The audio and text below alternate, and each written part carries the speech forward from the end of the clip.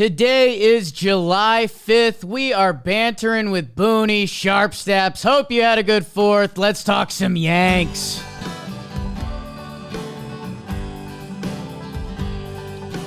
Talking Yanks with old John Boy and Jake. Recaps galore, weekly awards, stat lines, steam and hot takes. Get your Yankees news from these two fine dudes. It's time for Talkin' Yanks. Talking Yanks with old John Boy and Jake. Talking Yanks with old John Boy and Jake. Hello, and welcome to Talkin' Yanks, presented to you by SeatGeek. Code Yanks, your first time using it. Save some coin. My name is Jake Ronald Storielli. BBD is with me right now. James will be with us later with Aaron Boone as well. We do our Bantering with Boone episode this week. Tides are pretty high right now. Just took a couple from the Birds. For me, it was coming off that St. Louis series that I missed everyone. It was at NASCAR. Good times. That I guess I was out there with Joe's McFly. There was no surprise necessarily from what happened in St. Louis. Doubleheader split. Yeah, seen a lot of those.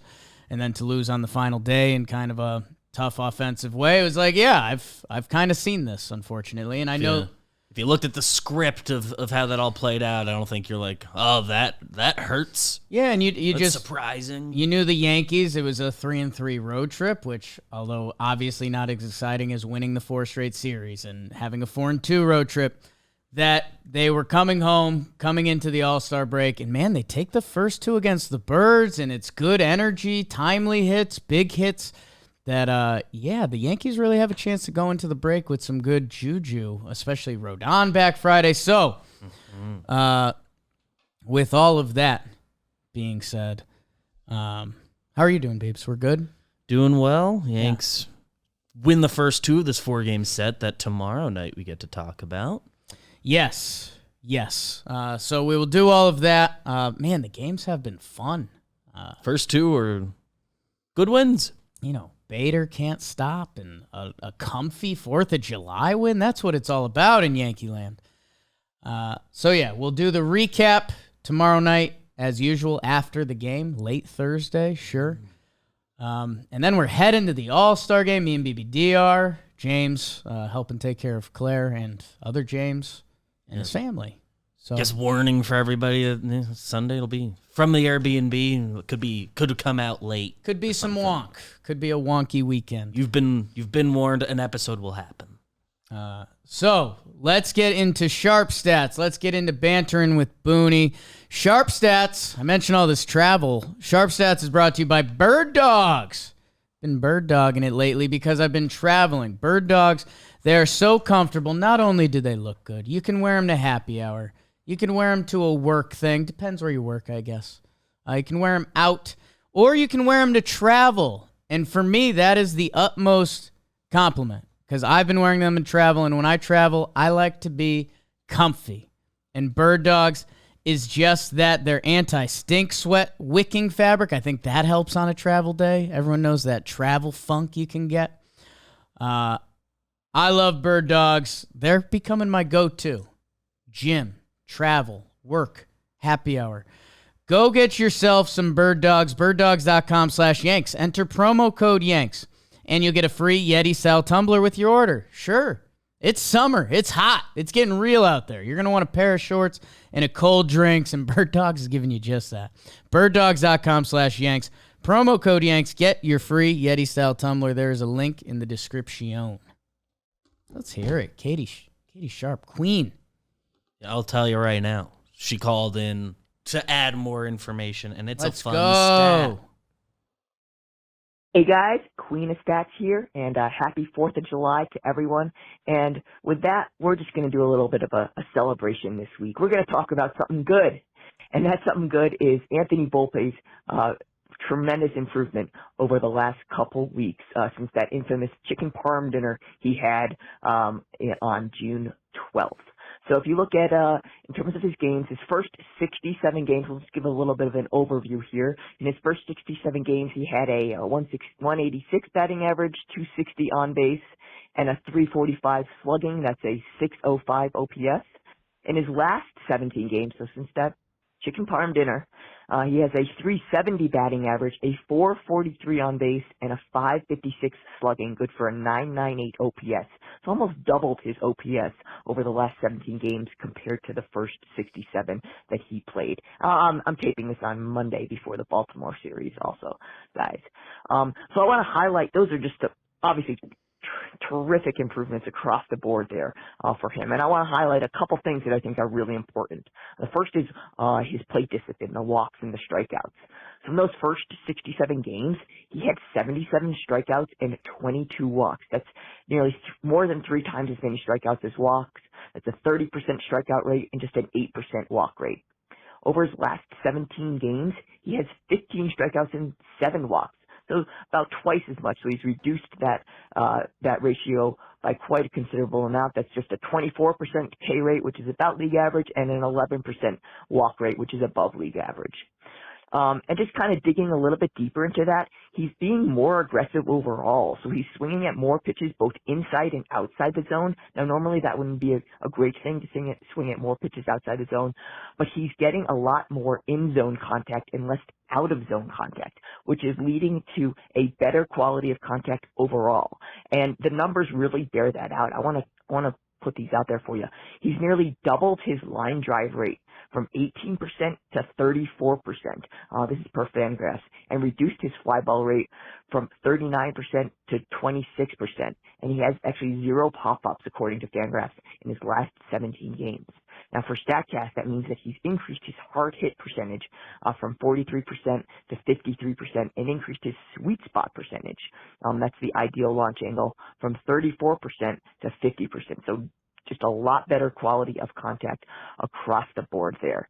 I'm going to hang up and I'm just going to call back for I got a couple more things for you. All right, guys, just 2 more things that I want to talk about Anthony Volpe. There's a million things I could talk about. He's obviously hitting every single pitch type better. He's hitting across the every single part of the zone. He's hitting better. But one thing that I do want to mention is that he's going to all fields a lot more. He's not in the first 67 games. He was extremely pull happy. 45% of his batted balls went to the pull side, 33% to straightaway, and 21% opposite field. In his last 17 games, those percentages are 38% pull, 28% center, and 35% opposite field.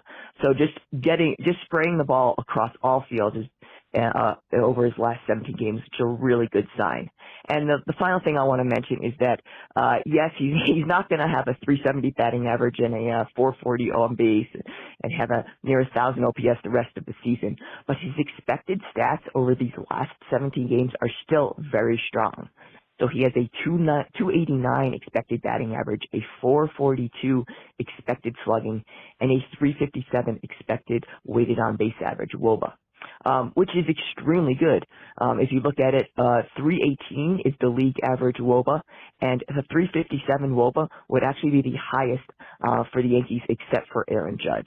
So there's a lot of good stuff to look forward to with Volpe over his last 17 games, and hopefully he might cool down a little bit, but hopefully he can be at least a better above league average hitter for the rest of the season. Thank you to Katie Sharp, the queen of stats. Volpe Mania is happening. I know, Beebs, you and Jom talked about it a little bit last time, and Jom had his Jimmy Lytics going on it. Little butter knife from him, by the way, from the right before Chicky Parm to after Chicky Parm, but also the outside pitches and what he's able to do. It's thank you, Katie. It's been awesome to watch, and I know even going back to the early Chicken Parm times, we had been, between the Judge injury and lack of Yankees offense, and including Volpe's part in that, we had been broken down a little bit as Yankee fans of what is this season going to be? What is Volpe going to be? Peraza was killing it at AAA. It's been insane, and my favorite part of those two calls, because there's a lot of stats. You know I love when WOBA comes out. Katie Sharp is a massive Yankees fan. A game that we play around this office sometimes, or sometimes people will visit, and they're new to John Boy Media, and they'll say, who's the biggest Yankees fan? And it's kind of like, whoa, like, hey, we've got a pretty strong Talkin Yanks crew right here. Kyle on socials, Joe's McFly. It's hard to argue anyone's a bigger Yankee fan than him. Katie Sharp is a massive Yankees fan. Katie Sharp loves the Yankees. And you could hear in the follow-up call the excitement in her voice over what Anthony Volpe has been doing. Because it has been great and it has been sustainable. It's why when Volpe was saving himself by hitting a home run every 7 to 10 games, we still weren't excited because it wasn't repeatable. It wasn't the solution. The solution wasn't going to be Anthony Volpe, 200 hitter, 28 home runs this year. That was not going to be the solution for Anthony Volpe. The solution was going to be him playing under more control at the dish and having a better approach and hitting balls the other way. And we're seeing it all come together live time. And again, it's a pretty special feeling because going back to the baby bombers, Gary comes up and he's a world beater. Judge had his cup of tea that was ugly, but then he was a world beater. Even when Greg Bird came up, he was really good. That we had Volpe, this guy who was touted, and he's next in Jersey and shortstop and all of it. And he has real rookie struggles as a 21 into 22-year-old. And now to see a change that was a change we all kind of thought should happen, but we don't talk to Volpe and you don't want to overstep your boundaries on what he's supposed to look like. The change happens, and then the change happens, and the results are looking like what we thought Anthony Volpe is supposed to look like. Balls the other way. He's still turning on balls, too. He's spreading it all over the field. Can do both. That, it's almost, for me, it's almost a little bit of, we don't want to talk about it too much because you don't want to jinx it. And it's, end of the day, 17 games is 2.5 weeks. He's on He put together a 13 stretch of really good numbers early in the year. Obviously, he's made a tangible change, and we can see the approach and the at-bat to at-bat vibe is so much better. The strikeout rate is so much better. But he's put together a good stretch of games before.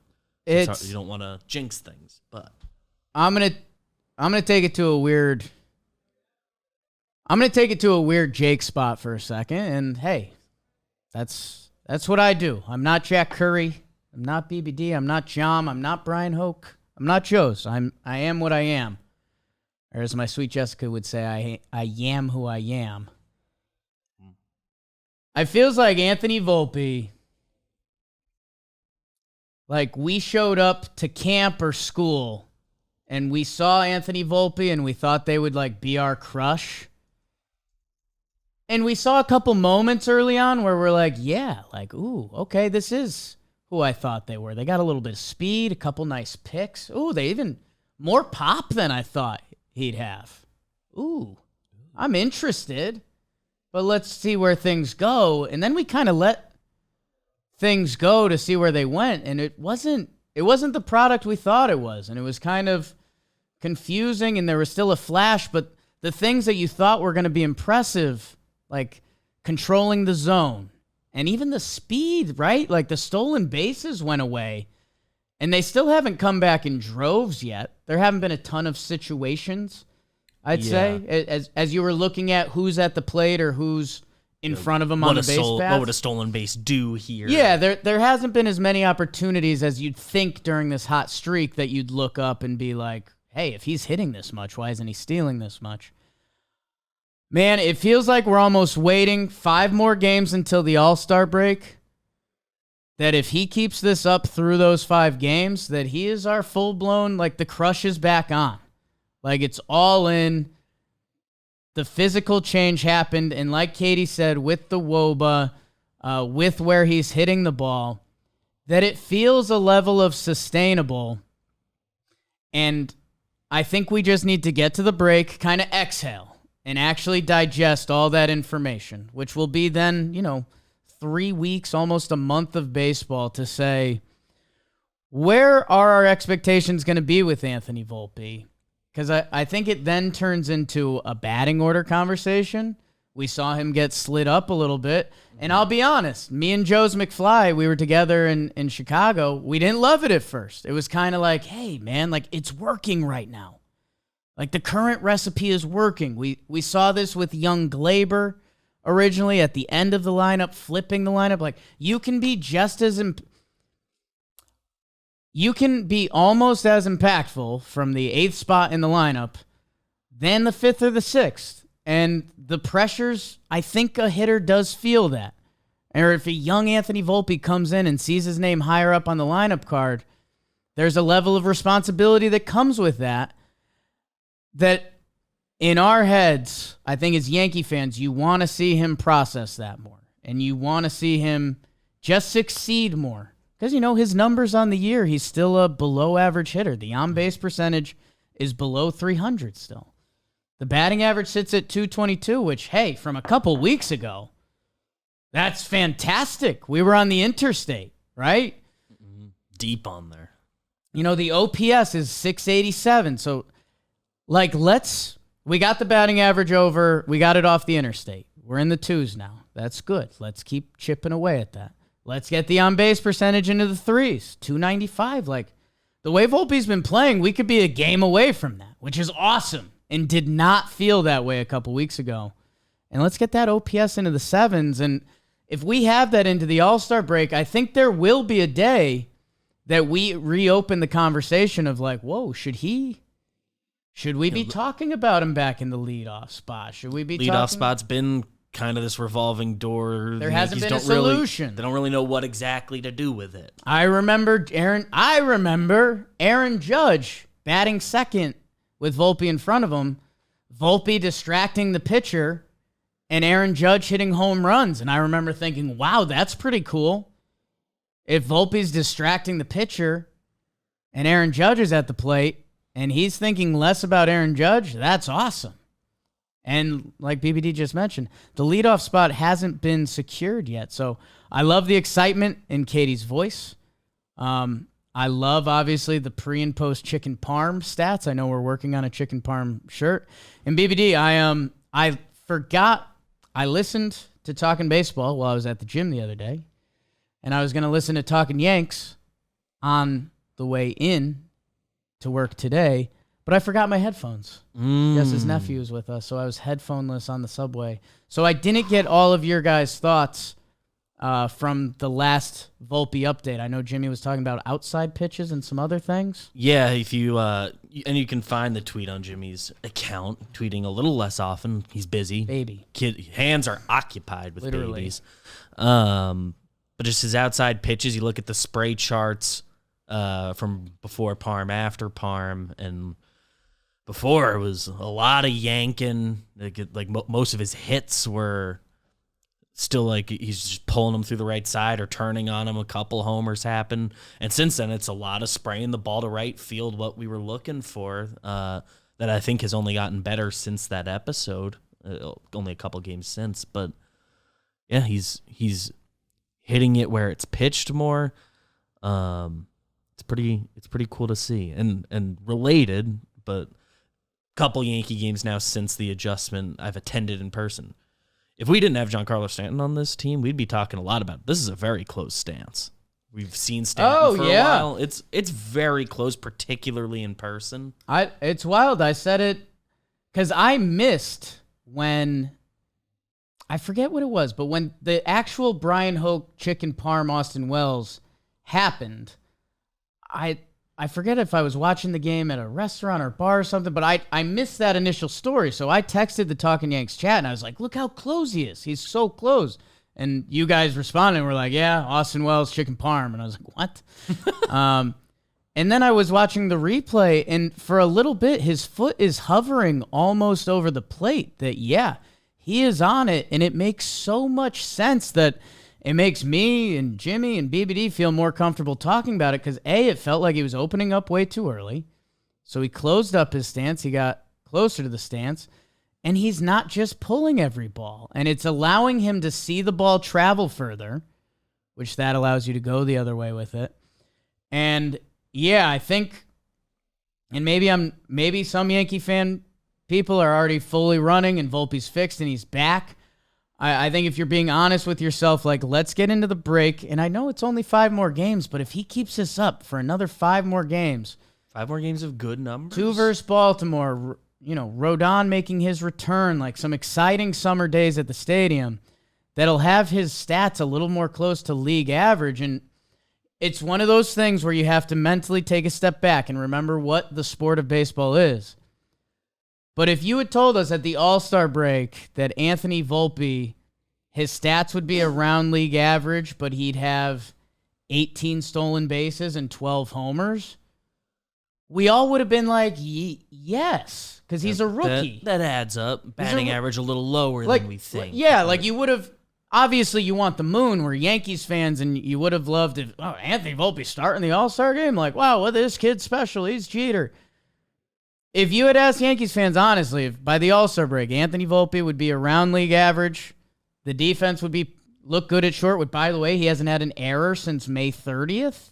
Yeah, I think we obviously error's an imperfect stat. Right, but okay, so we've, if you would tell us that the defense has been acceptable and that he's been around league average and he's, he will be on pace for like a 20 homer, 30 stolen base season, the optics of it were not pretty for a while. And Yankee fans are not going to be happy if he goes into another slump and then he hasn't, for a while and then he has another 2-week hot streak. Like, you don't love that, right? Like, obviously baseball has ebbs and flows. The next thing, as we watch this hot streak, pitchers are going to adjust to Volpe's new stance. Mm-hmm. And he's probably not going to be a 1. OPS guy. It's going to be where is our average? Where are we floating around? When are we going to see Volpe when we check the stats at the end of each series, when are we going to see Volpe, 3 for 12. Okay, this series he got hot. It was 5 for 16. Like, let's find out what kind of our baseline is because we don't know yet. I hope it's somewhere around this hot streak because it does look sustainable, and that's what Katie Sharp is telling you with the stats, with the WOBA and the expected stats. They're there too. So it's a hot streak. The expected matches it a little bit. Where do we find water? Is that a phrase in their phrase? Where does the water find its level? Yes. That's the actual phrase. Yeah. The other one, I said this with Jim the other day, but like, sure, even during this hot streak, the strikeouts are higher than we'd like, but before it was at an unsustainable number. He was striking out 35-ish% of the time in those first 67. And since then, it's down to like 25. That's around the league average. Might be slightly elevated. Don't know where the league's at right now. But that's a much more, we can work with that. That's a number that we can come down from and land in a great place. A lot of rookies strike out a ton their first year, and that improves. You work on that. Like, it looks so much better at bat to at bat. It feels so much better, so much more competitive. I mean, early this month, how many times did we talk about how like you just expect the at bat to start at 0-2, and it's not been that. When a hitter's having a bad time, you see that, and he was having that, and yeah, it all makes sense. The strikeouts felt way too high. The swing felt too big, and we've seen 2-strike swings with both hands on the bat and things like that. So I don't know. You guys heard it in my voice earlier that I was skeptical of my scouting reports, but I think we all kind of had it. So excited to see the next step. Excited to get to the All-Star break and kind of be like, okay, if Volpe kept this up for 24 games, where does that put his second half? And the good news either way is he's put us in a lot better position to dream, because we were having Oswaldo Peraza conversations, and part of the reason he's not in the majors is because he strikes out a lot, and that's by the way, his numbers over the last couple weeks, rude to do it to him right now, but like, he's been slumping. Baseball, that's allowed. Baseball Susan, as we saw her in her awesome 4th of July vest. Thank you to KT Sharp, the queen of stats. Let's get into bantering with Boone, brought to you by Vizio. Vizio, award-winning TVs and sound bars at insane prices. I just hit them up. I'm trying to get both of those. I'm trying to get both of those hooked up in the apartment. Might as well. Because they have their 4K screens and under $500, and they're a big baseball company. MLB TV subscription through Amazon Prime account. You can watch baseball all season long on the Prime app, or Watch Free Plus offers MLB Network with Vizio. So you can, I was watching some MLB Network the other night. They're trying to do their red zone thing. They had 3 games on. It was a little tough. Sometimes the schedule isn't favorable to it. I would have some tweaks to it, but with Vizio, you could be watching it, get your baseball knowledge up, and head over to Vizio.com. Check out how you can elevate your viewing experience. Whatever your budget or size of your home, Vizio has you covered. I was licking my chops. I saw someone with the 70-incher the other day. I just saw the empty box in my building's basement, and I was like, oh, I want that. I want that. And if you want that too, go to Vizio.com. Click the link in the description. Let's banter with Boone. All right, here we go. Welcome, Boone, to the show. Post July 4th, summer feels like it's fully started now. Are you ready for the dog days of hot grind? Yeah, it's actually, you kind of look forward to the hot. We got a little taste of that in St. Louis. It was pretty hot. And then last couple days here, that kind of thunderstorm always lingering. But yeah, definitely good to be here. Yeah, that St. Louis heat, that's the real stuff. That's the boys of summer heat. Yeah, you get out in St. Louis in summertime, and we actually caught a break. I think the last day there was actually about 10 degrees cooler. It was still, hot and humid, but not like it can be. When we were there last year, I just remember it being so hot. But yeah, it's all good. It's baseball weather. You got ejected there last year as well, right? Is that you just want out of the heat? No. This year I should not have been ejected. I know I keep saying that, but I shouldn't. Well, this year, like it happened so quick that even Yes quick. Network or anyone could have. There was no build up for, I was home watching it. My family was at the beach and they're like, what happened? I'm like, I don't really know. Like there was no build up. Yeah. I mean, you butchered a DJ call and you got a little chirping for our bench and there just wasn't much rope at all. And I was gone. The other thing that was a little ridiculous, and I want to know if you feel this, usually after if the opposing manager gets ejected, the stadium normally goes nuts for a little bit. Like, get him out of here. Yeah. I don't know if it was the beautiful people of the Midwest, like we were talking about a little bit before we hopped on, but there kind of wasn't. I think it was because you got tossed really quickly and people were kind of surprised. And I think it was just good people, but the crowd didn't even give like get him out of here. It was just like, okay, I guess he's gone. I didn't pay attention to that part. I was upset in the moment with Dan. So, and upset I was leaving the game. So I didn't even pay attention to that part of it. Okay. You had a pretty fun game. Before we started the show, I let you know that I had my newborn with me, and the first game since we've been doing this that I fell asleep before it started. I actively said, I got to get some sleep. It's a 9:40 start time. I woke up at 3 a.m. with the crying newborn, checked the score, see 11-0. I'm like, awesome, great. Didn't miss any close drama. And then I see perfect game and I'm like, oh wow. That stunk. But I want to chat about it with you. I want to find out what we don't know. Like what are some of the anecdotes that are going to be in the DVD that, behind the scenes, in between innings, you and the coaches, you and other players? Well, I think the biggest one is, I wasn't sure Domingo was going to make the start. I woke up Tuesday morning. What was the perfect game? Wednesday or Tuesday? It was Wednesday. Wednesday. Yeah, it was Wednesday. So we had the off day there on Monday. I woke up Tuesday morning to text from thinking Domingo might be getting on a plane to head back to the DR, because he had lost a very close uncle to him who was like a father to him. So, the day and a half, excuse me, the day and a half leading up to his outing, was emotional. And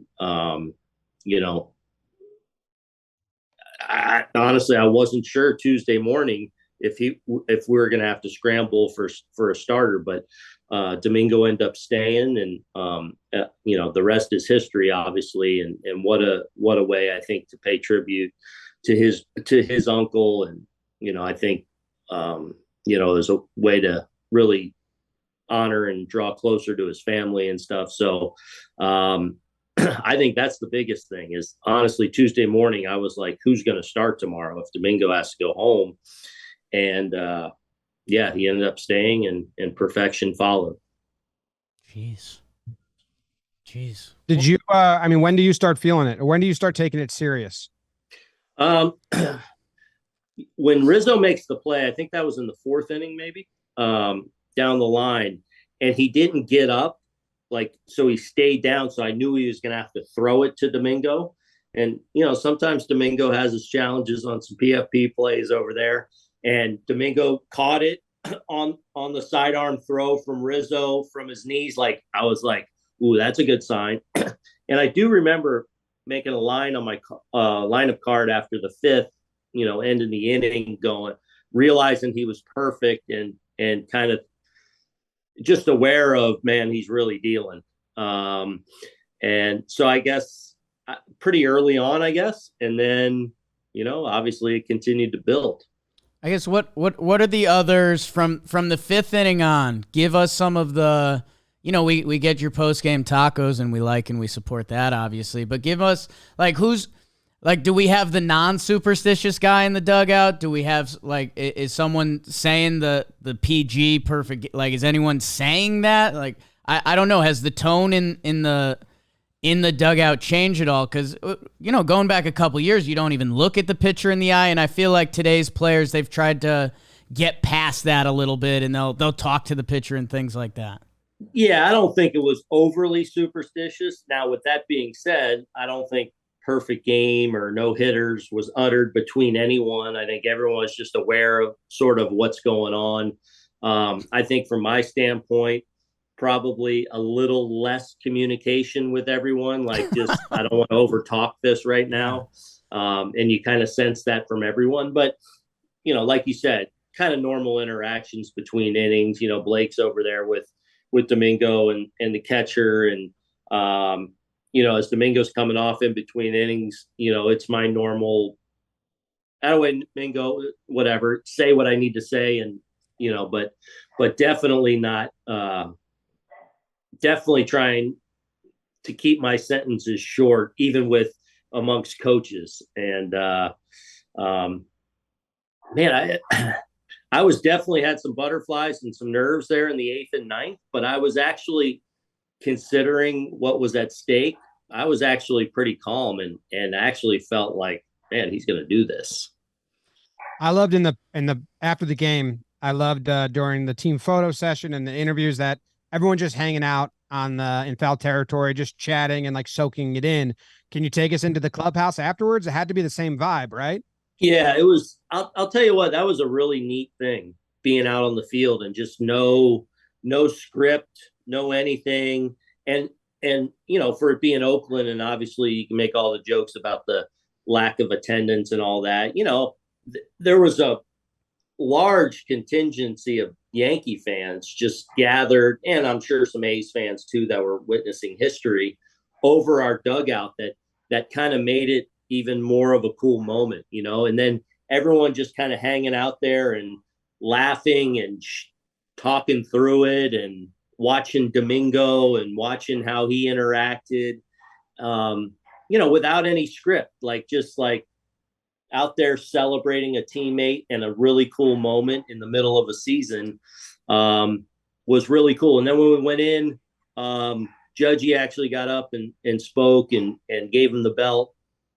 And then Domingo was a little more long-winded than normal, just in a great way. Right. He really wanted to get through. He brought Marlon up to translate and everything. And you know, it was just a really cool moment, especially with all that, you know, Domingo was dealing with in that week, with losing a loved one. So it's just a really cool bonding moment for our team. I was looking at a lot of stuff. Go ahead, Jake. Well, I was going to ask, was Higgy as long-winded as he normally is? What did he say some words too? No, he didn't say much of anything, you know, other than, you know, getting to talk with them, you know, like, yeah, guys. He didn't get up and address the team though or anything. Adds up. And just one guitar riff and left. Yeah, exactly. It was cool to see his teammates so excited for him, all the big hugs and congratulations. It's been a long journey with Domingo, right? There's a lot, obviously some controversial stuff, and the 2 suspensions this year and then in the past. It was interesting, I think, from the outside world to see how everyone was going to react to that, to see how baseball media was going to react to it, to see how fans should react to it, because it is a perfect game, right? Like that no matter who's involved, that is a special feat in our sport. I do think it's a nice sign to see that whatever arc of redemption he's on, the clubhouse clearly is rooting for this guy and his success, and forgiven or forgotten his history in any way. Can you just speak on kind of like the redemption path that he's traveled in these last 4 years? It's been a lot. Yeah, no doubt. And that's the great thing with Domingo is, you know, I feel like I've seen so much growth and maturity. And like you said, it's been a long road of ups and downs and some, you know, bad moments and some struggles. But, you know, he's always been a charismatic and a sweet dude, you know, just a really, really good guy at the core. And I just feel like he's matured and grown up a lot over the last few years. And I think he certainly appreciated what he was able to accomplish and has a reverence for that. But I feel like this winter, I noticed more growth out of him. Just when I was starting to get reports of his work and preparation in the month of January, being in Tampa, being there every day, putting himself in a good spot, knowing he was coming in, you know, sort of competing for stuff. I thought he had a really, really good spring training and camp, and has come out and pitched really well for us, you know, outside of those 2 outings that have kind of skewed especially his ERA a little bit.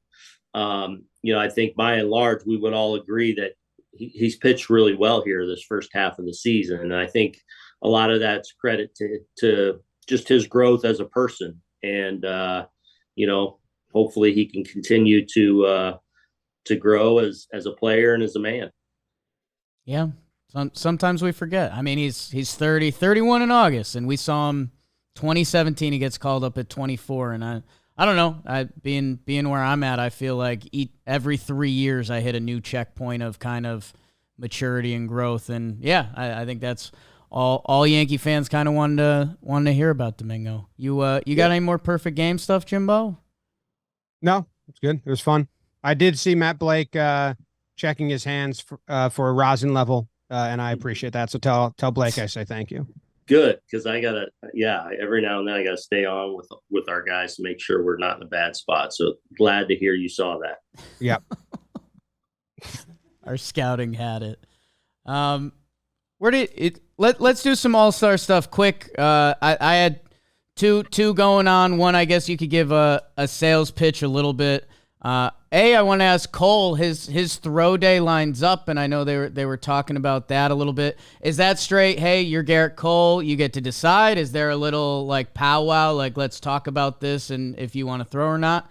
And then I guess from your side, I know there was a Gleyber push for the All-Star game. I personally was a little shocked that, you know, from the baseball's best bullpen, there's not a representative from the Yankees. So I guess if you had to pick a bigger snub, would it be a Gley? Would it be a Clay? Would it be a Kinger? So those are my 2 all-star questions. Yeah, I think obviously what Clay's been, especially after a couple of tough outings in April, maybe, he's been pretty lights out. And I think, what's been statistically probably the best pen in Major League Baseball, you'd like to think there's a representative out of that going to Seattle. So hopefully, you never know what could still happen. So hopefully that's the case. But, I think Clay would be obviously a great pick. Gleyber, I was just more, I just feel like Gleyber's, whereas he's had a good first half here, numbers wise, he's on pace to do some pretty good things. The biggest thing I was kind of getting at is I feel like he's kind of been a little unlucky. I feel like just offensively speaking, he's had really good, consistent at bats, really most of the entire season, and hasn't really been rewarded. I feel like he's lining out once a game, or getting in position, hitting, just missing a ball once a game. Then also getting his hits, obviously, but I feel like if he swings the bat the way he has in the first half, his numbers will be significantly better than they even are in the first half. That was more of my point. I feel like I was just saying, I feel like you dig in there a little bit. He's been a little unlucky. Okay. You got anything on him running the bases? I know you talked about it in the post game, and a little smile creeps on your face now, but that's pretty wild, huh? What's in your head when he's running between third and home? I think he's got a chance. Yeah. I was watching him when I saw the way he was running, and I just know Gleyber and how he moves, the way he was running, I'm like, he's going. So I was not at all surprised when he just kept going. And, I always say with Gleyber, he'll make some mistakes out there. There's no question. And we're constantly trying to educate and rein him in on certain things. But as wild a play that was, it was really, really instinctive and gutsy, because he knows he's on the run. He knows he's past the bag, and he knows just from experience, instinctively, like how that's going to come in from the outfield. So he knows there's no play at third base. So he knows that throw's going to go to second base, and probably not overly aggressive with that throw. And then you might even catch the middle infielder off guard, because he's probably definitely not thinking he's going. So add all those things up, and a lot of things got to sync up perfect. So turned out to be the go-ahead run. And, if he would have been out, obviously we would have been having another conversation, but it's why you play the game. And that's why with Gleyber, when things happen, sometimes I tell people, I'm like, there's an ease that he plays the game with that serves him well on so many plays that he makes. Like that play he can make up the middle with this good arm, and the way he tracks a pop-up, sometimes inside I'm going, because I would be way more, but that also allows him to play the game the way he does and at the level he does. So you've got to constantly try and work within that and try and strike that balance. It does seem that if he does not get, when he's playing that way, if there's a botch player who was thrown out, then he carries the weight of the mistake as heavy as he is free beforehand. No question, because his mistakes, or let's say he makes an error, it looks like, because he's so much at ease doing it, which serves him well on a lot of really tough plays, it looks like, oh, he's just being, lackadaisical or whatever. And he's not. It's just how he plays the game that allows him to play it at a really high level. But when a mistake happens, it doesn't look as good as the guy sticking his nose in there and taking it off his chest and, and that's why, so yes, you're always trying to work with it, but understand that those are the things that allow him to be really good. He had better answers than I thought he would post game. I thought he was just gonna kind of smile his way through, but he was like, the outfield was playing deep for G. He's like, that was one of the angles, and it trickles through the infield. So I was so happy. I was so happy to hear him say about the playing deep, because that's one of the things we've also talked a lot with our players is like, especially with how teams move and shift, within an at bat, no strikes versus two strikes, like making sure our base runners are more aware of where guys are on the field so we can make really sound, aggressive decisions because of we know where everyone is. Should have one of those golf things at the tee when you see how far the hole is. You put it up and you look and just spend one day on second base just finding markers. Oh, he's 200 yards out. We can run. Yes. I have a stat that I researched yesterday. That's a positive one. I want to see who you would like to give credit to for this one. I was noticing the at bats against Gibby last night, and I was like, these are good. A good approach, good at bats. We faced him already once, and then I thought, wait, there's been a couple pitchers the Yankees have faced twice, and the second time they've fared way better. So I actually have stats. There's 12 pitchers that you guys have, starting pitchers that you guys have played twice, and starting pitchers have been a bugaboo for this team. They're not great against starting pitchers, awesome against relievers, blah, blah, blah. Of those 12 pitchers in their first starts, they have a combined 1.77 ERA, which is really good. In their second starts, they have a 3.85. So there are adjustments being made to approach all that. I'm telling myself this fares well for the second half of the season and the rest of the divisional games. Is this coincidence? Or who would you like to give credit? Scouting team, players, coaches for the approaches? Well, it starts with the players. But everyone always plays a role, and everyone has a piece in that and making sure guys are ready, but it's a player's game. And I think hitters will tell you, going way back in time, the more I can see a pitcher, the better I'm going to feel. It's the old, third thing through the lineup thing. It's not so much the pitcher, it's that hitter's gotten to see him now several times. And so that's usually helps out the hitter more so than the pitcher. So I think there's probably a little bit of natural, that's sort of natural, but I do think, a handful of our players, especially, Giancarlo always comes to mind for me as somebody that the more he sees a pitcher, he really, really makes really good adjustments, and it really serves him well. He's kind of the poster child in my mind for that. So, it doesn't mean a pitcher can't the next week shut you down after, but no, there's been a couple of those as well. But on the whole, I would just say, generally speaking, as a hitter, the more familiar I can be with a pitcher, maybe a little bit of advantage swings to me.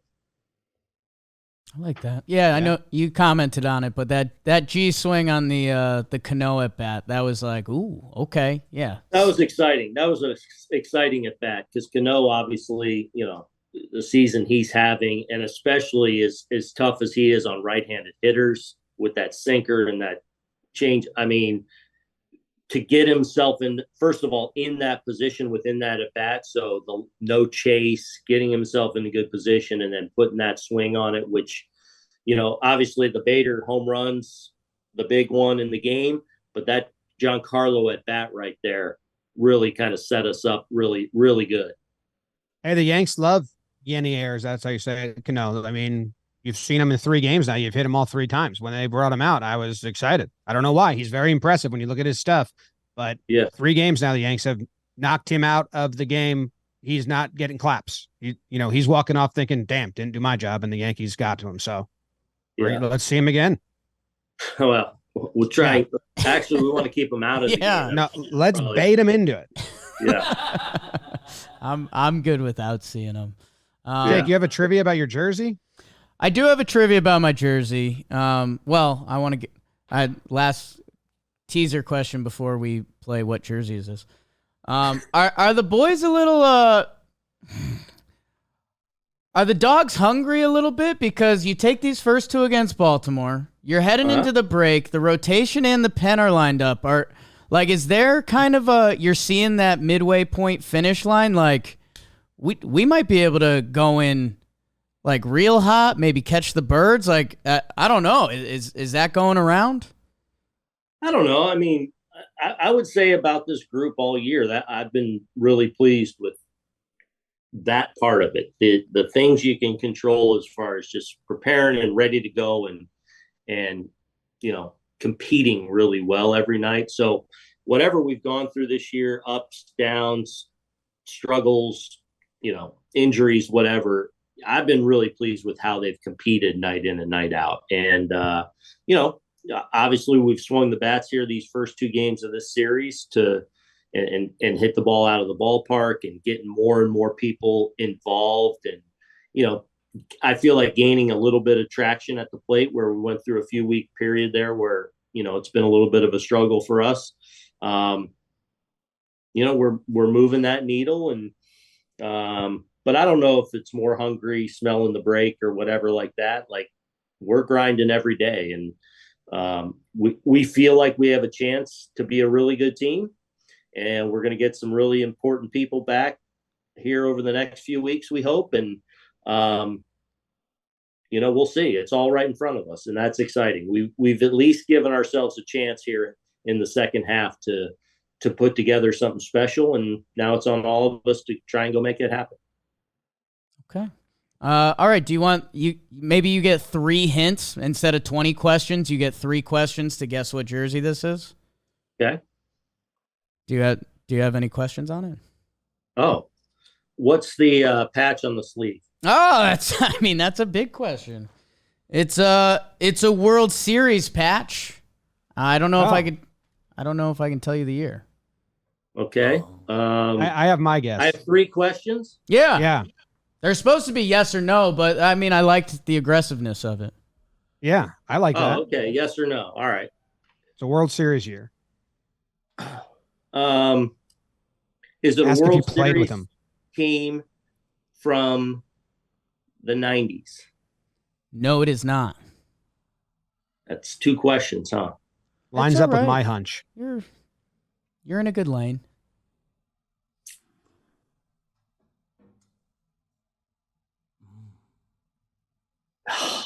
I got 1 question, right? You got 2. You got 2. Can I have 2? Yeah, All right. the World Series patch plays. So I'll let that go. Was I a teammate of this guy with the Yankees? You were not a teammate of this guy in the Yankees. Would this guy have liked you, Jake? That's an interesting question. I think there's a chance. So Yogi. It is not Yogi. I don't know who else do you think is going to like you? Man, I should have gone back to the patch. Was that a hint? Do you know who it is? There's a lot of hints right now. I have no idea who it is. I was not a teammate. Scott Brocious. It's a really good guess. I used to bear handballs in Little League because I love Scott Brocious so much. I had a couple drinks with dinner the other night, and the broadcast was talking about him. I got a Whitey Ford jersey because you know what? You look at all. He would not have liked you. You look at the chairman of the board, dude. He kind of liked everyone. That's why I said he would be open to me. But dude, you bring up any Yankees hitting leaderboard, and you could go through everybody, right? Like Wade Boggs pops up on stuff. Every Yankees pitching leaderboard, it's Whitey Ford, and everyone raves about him as a person too. So I'm bringing it back. He would have defended you to the clubhouse, but he wouldn't have gone out one-on-one with you. Chairman of the board. All right, well done. Hey, thanks, Coach. Yeah. Yep. All right. Have you guys been doing the Immaculate Grid? Sure have. Oh, yeah. It pisses me off because I think you should get a couple wrong guesses No. because then you can't finish it. And then I don't like things that are Big in our clubhouse, unsatisfied. right? It's big in our clubhouse, right? They adjusted it a little bit. You still can fire off 9 guesses. If you get one wrong, you won't be able to finish it, but you can at least use I all ripped 9 off a guesses 16 now. this morning. What you get? What, 16%? 16 Rarity score. So rarity score. that I might be was the best right. I was one going to I've ask. heard. So you're going for as deep of a cut as you can get? Yeah, but in time, like you got to rip it off in 10 minutes. Okay. Okay, so you're keeping it within a time range, but you're trying to get that low score. I want to do it as quick as possible. Okay. But now that I've done 5 of them or 6 of them now or whatever, now the rarity thing's becoming a thing. So I got to get into that. I think. I think one of your family members came into play. Oh, half your family's on the grid. You're out. That's too easy. I threw a Brett Boone out there today. Yeah. Right. That was a 2%. I did a Tim Melville, got 0.01%. Wow. Whoa. Good. I did a Felix Jose the other day for a point. I think it was a .01. Whoa. Not bad. Jose. Wow. All right. Thanks, man. We'll get you in the office, and then you can compete against all of us in live time. There we go. I like All right. that. I like that. Okay. Let's go. We'll figure a winning streak and an off day. That was Bantering with Boone, brought to you by Vizio. He was in a good mood. 4th of July, one of his kids' birthdays. He mentioned that. The Yankees are winning. John Boy started off with baby Claire in his arms. So, yeah, a lot of moving parts to that Bantering with Boone. I think we got to wrap it up. We're kind of going crazy over here. Crazy, get back into it after the 4th, and I was away for a weekend, and Jimmy's still away. Something that just should have been mentioned at some point this episode, and will get mentioned on the recap Thursday. Harrison Bader. He's pretty cool. Judge with the pitch tip, and Bader just yelling electric things in the dugout. So I don't know. That deserved a little more. He should have come up today. Should have came up just a little more, and it didn't. And that's okay, because we'll be talking about it tomorrow night. I don't know. Tell them, Grandma. We might have a special guest working on a couple things. We'll see. So, hey, let's sweep the Orioles. Let's go, Yanks. Tell them, Grandma. Go Yankees.